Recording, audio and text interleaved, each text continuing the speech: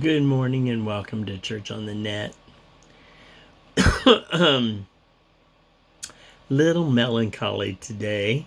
I'm sure it'll pick up.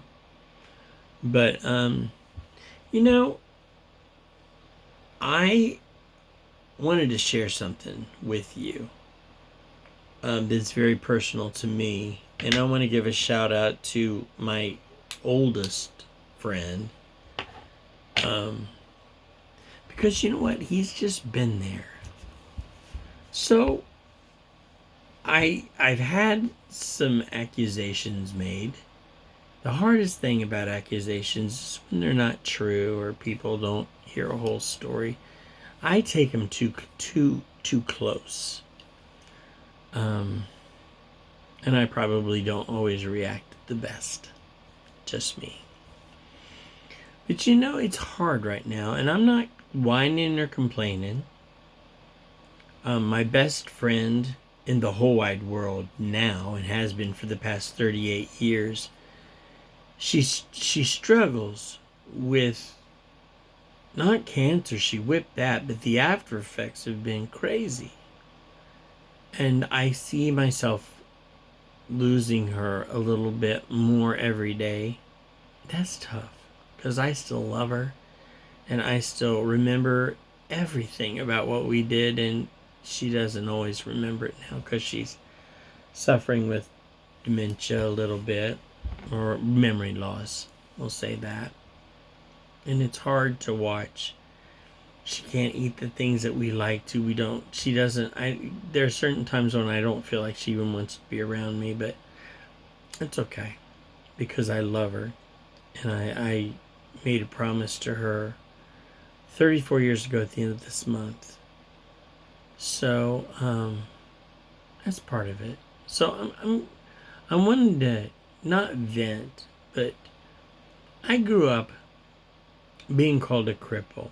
Not by my parents, not by my siblings. For everybody in my family was incredibly supportive. But in everywhere else in the world I was born without hips, learned how to walk when I was about 4, and I ran. Now, I didn't run because I necessarily wanted to at first, but I was given a not death sentence, to a young man it is. I was told I would be in a wheelchair by 16, would never walk again.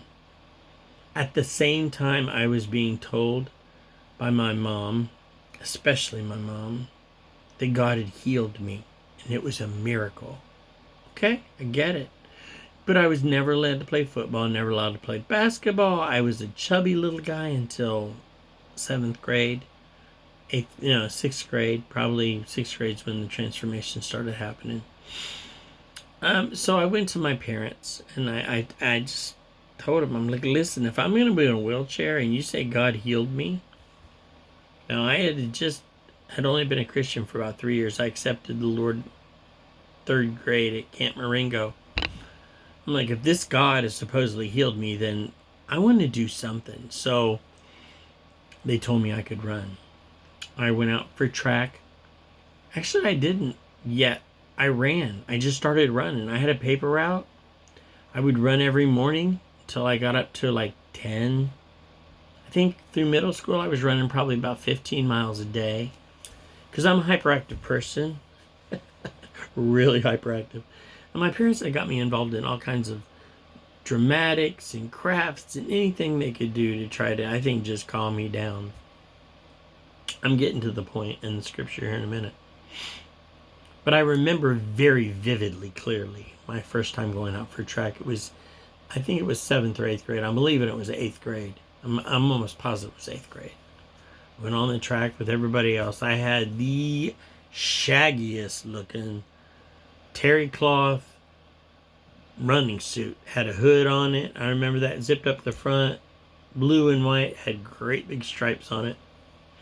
Like V stripes, and then big stripes down. Like, they were very popular then. Not so much now. And actually, they probably were outdated when I wore it because we didn't have a whole lot of money. And I'm a bargain shopper, let me tell you.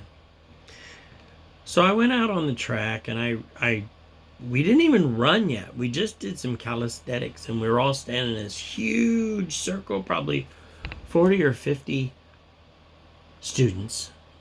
And I was kind of considered a nerd. I was a band geek, and there were these jocks there.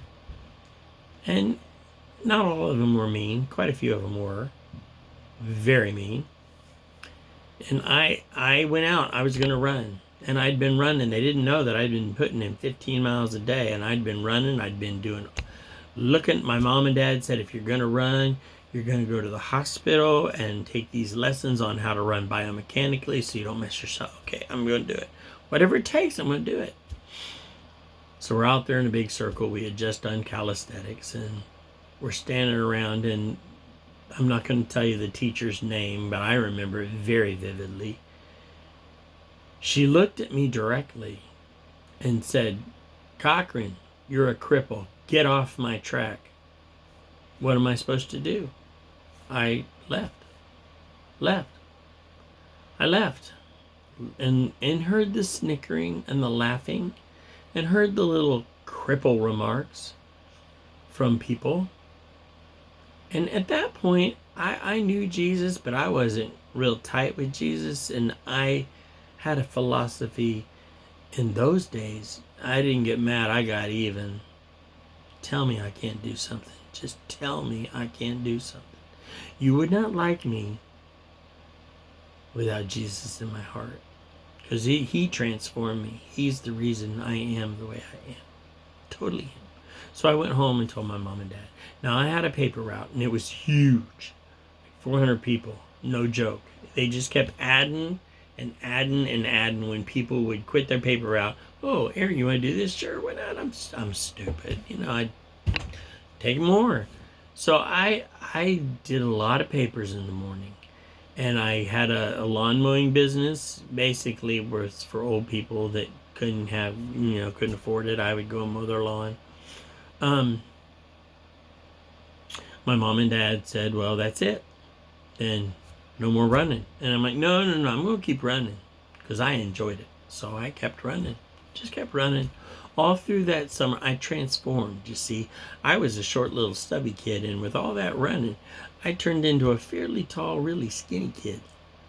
So my dad was one of the oldest teachers in the district, and he taught at the high school that I went to, and it was like literally through my backyard and 2 or 3 houses down, maybe more than that, maybe like 5 or 6 houses down, and there was the high school. But I love being with my dad. I did. He probably didn't know that, but I did. So I would ride with him in the car early. And I think part of it I was, tired. I don't know. I would go and so in the morning, early, I would run, I don't know, 60, 70 laps. I just keep running. And I want to check the time here. You know that in high school, well, middle school too, the teachers had to come early, like weeks early. So I'm out there running, and the coach, and I'm going to tell you this coach's name because he's phenomenal. Coach Monroe was the cross-country coach. He saw me out there running. He's like, Cochran, come here. Okay. He said, why don't you run cross-country for me? I'm like, nope, not going to do it. Next day, Cochran, when are you going to run for me? Come on. I said, you go talk to my dad, because my mom and dad were overprotective, just like I am. I said, you go talk to my mom and dad and talk to my dad, and if he'll let me run, I'll run for you. I'll run for you. Okay. So about 30, 40 minutes, he goes, meet me after school, you're running for me. Okay, I think I need to talk to my dad too. Oh, it's fine. You're set. We're good. Okay. So I started running. And I got up to 25 miles a day. All through high school, I ran 10 miles in the morning before school with my paper route. I quit my paper route long about my sophomore year. And then I would run 5 at lunch or for whatever practice we had. And then I would run 10 before I went to bed. And the coach had told me, came out and said, I understand what happened. I want you to run for me. And he said, if we make it to state, I'll send that other coach tickets to watch you run. And they never showed up. But we made it. And I ran good. So God took a crippled boy and he healed him. And it was about 16 years old when I was already set to become a vet. I wanted to work on large ocean animals. That was my dream at the time. And I was at Camp Marengo working as a counselor with kids, probably third graders, because you had to be older than them. And I was at a fire in Area C. I can remember this. We were on it. We were watching the fire, and I heard a whisper in my ear. I said, Aaron. So I said, what? And the guy said next to me, he's like, I didn't say anything to you. I'm like, okay. I said, Aaron, I want you to do this for me. I want you to reach people for me. Okay, Lord. I went home and told my parents. I said, I'm going into ministry. I don't know what. At that time, I think it was youth ministry. I said, God told me that I needed to go into youth ministry. And my dad pulled me aside because my dad was just he went to architecture school and he became a teacher, drafting teacher. And he pulled me aside and he said, Aaron, ministry doesn't pay diddle, which is the truth. But if God wants you to do it, you do it with everything you've got. Give it all you've got. And he'll bless you. So that's what I decided to do. At that moment, I was called to ministry. Now, it wasn't long before that in a young life group that we had a lesson on mortality. And they made us make up our own epitaphs. Put your birth date and today's date. So I did that. And then they said, now here's a bunch of things that you can look through to pick out what you want on your tombstone. So it just so happened I came across this, and it's been my mantra for my life since then. It was written by a monk. I think it's in Germantown, Ohio, and the if I'm remembering right, the tombstone doesn't have who the monk was, but it's this: only one life will soon be past. Only what's done for Christ will last. And that's, if you look at my life, that's what it's been. I'm not perfect. I get hurt. I am very, very cautious of who I let in my life. Very cautious. And there's a little grace if somebody screws up as far as like just stabbing me in the back. There's just very little grace because I'm just not going to let it happen again. But at the same time, I found this verse, which was my life verse for a very long time, and it's Philippians 1:21. For to me to live is Jesus Christ, and to die is gain. And I was like, I went to my youth pastor. I'm like, what the heck does this mean? For to me to live is Jesus Christ. Everything that I do revolves around him. It's all about him. If you don't know me or you haven't seen me, you'll hear this from me all the time. It is all about Jesus.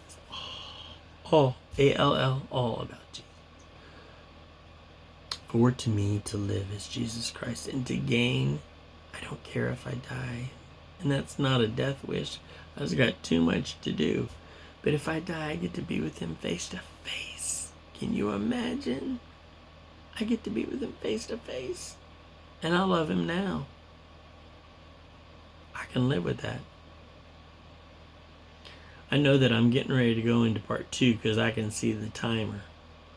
So stick around for part 2.